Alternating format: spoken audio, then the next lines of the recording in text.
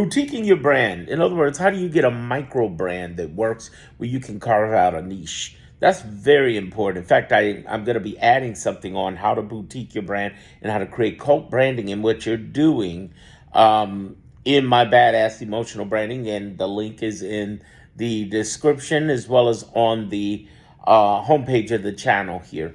Here's the thing. What I mean by boutiquing your brand is taking an industry and niching it down. Let me give you an example. I have a moneymaker group that trains people how to make money online and everything, right? But it's not just for any group. It's for liberals who are trying to figure out how do they make some money in the midst of the Trump era? How do they get some money in this era because they feel like their benefits are going to get hit?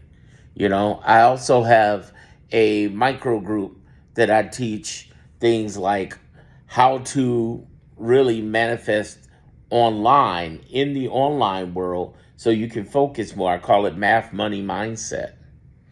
The whole idea is what can you micro teach and do what you're doing? That's the goal. That's the biggest thing you need to be doing.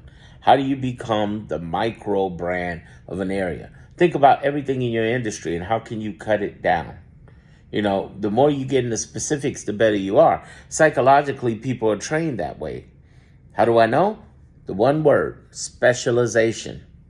Somebody who specialized, say, for instance, a retina specialist or a cornea specialist is going to get more money versus a general eye doctor.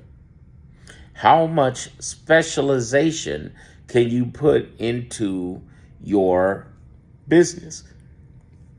The real goal in specialization is just that, to get into specializing into specific areas. There's a story about a guy overseas who he had a junk dealership and everybody else had a junk dealership, but he noticed something interesting. He noticed that the cars, the junk cars, or the cars that were going to be junked or retired, usually had better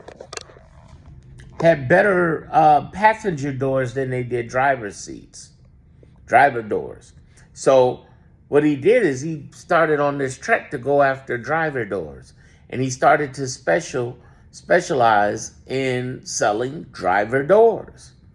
And even the other junk specialists would give them their driver doors. He would just buy driver doors, and pretty much everybody in the region would come to him about getting driver doors.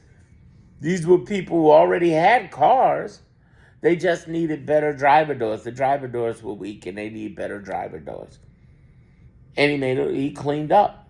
The idea is, what can you specialize in? If you're going to be in personal development, don't be in personal development. Specialize in a specific group for a specific solution. If you're going to be in accounting, don't be in accounting. Be in a very specialized for a special profession. It might be Wall Street financials or for doctors or for pilots. Get into a specialization, you'll earn more. But more importantly, you cut out a lot of people in the marketplace. The more specialized you can get, the better you go.